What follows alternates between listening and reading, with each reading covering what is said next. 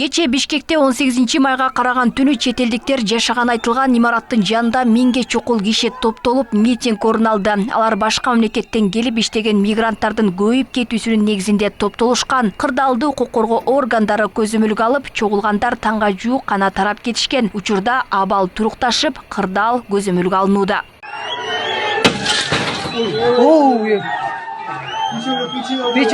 Бул арада мушташка катышкан делип чет элдик 3 жаран кармалып, убактылуу кармоочу жайга киргизилди. Алар кыргыз элинен кечирим сурап, жоопкерчилик тартууга даяр экенин билдиришкен. Мы просим прощения от всех народов Кыргызстана и обещаем, что это больше не повторится. И будем соблюдать закон Кыргызстан. И нам очень жаль, что так получилось. Деген менен чет элдиктер жана жергиликтүү тургундар катышкан чыр деп сүрөттөлүп жаткан бул окуядан кийин коомчулукта түрдүү пикирлерге жем ташталды. Бул окуялар инвестициялык климатка да терс таасирин тийгизбей койбойт дешет. Анткени Кыргызстан бул жаатта медициналык билим берүүнү экспорттоо боюнча жакшы мүмкүнчүлүккө ээ болуп келген. Эң көп билим экспорту менен алектенип аткандыгыбызга мындай бир суктанып, дайым сурап келишет да, кантип мисалы үчүн бизде мынчалык студенттерди тарта албай атабыз, силердин өлкөдө ушунчалык студенттердин саны көп болуп жатат деген сыяктуу. И алар жанталашып бүгүнкү күндө аракет кылып атышат. Бул студенттердин кайсы бир бөлүгүн ошол Өзбекстанга же башка Орто Азиядагы өлкөлөргө алып кетүү аракети жүрүп атат да.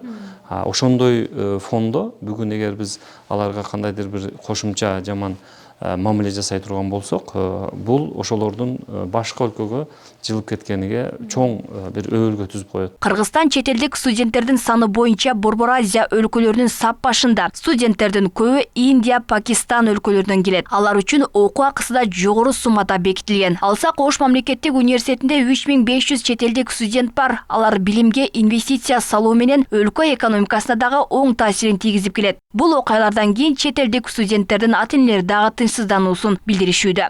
Акырындап биз булар менен жакшы иштей турган болсок, биз башка өлкөлөрдөн, Европадан, Америкадан, Азиядан башка дагы ошого окшогон студенттердин санын көбөйтсөк болот да.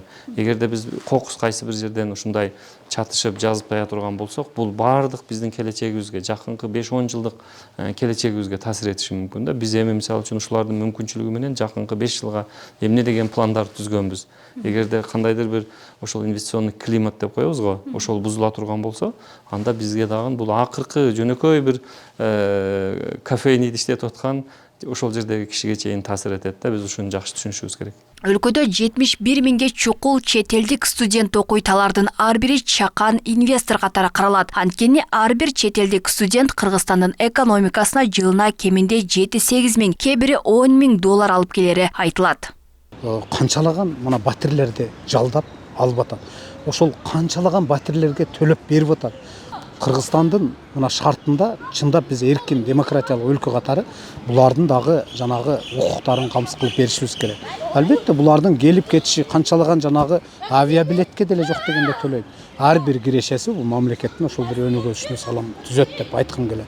Ошону менен бирге баягы биздин буларга кандай мамиле кылабыз, буларды кантип даярдап чыгарабыз, экспорттойбуз. Мына ошол продукцияларыбыз ал жакта дагы Кыргызстанды таанытууга мындай өбөлгө болот, көмөкчү болот деп айтабыз.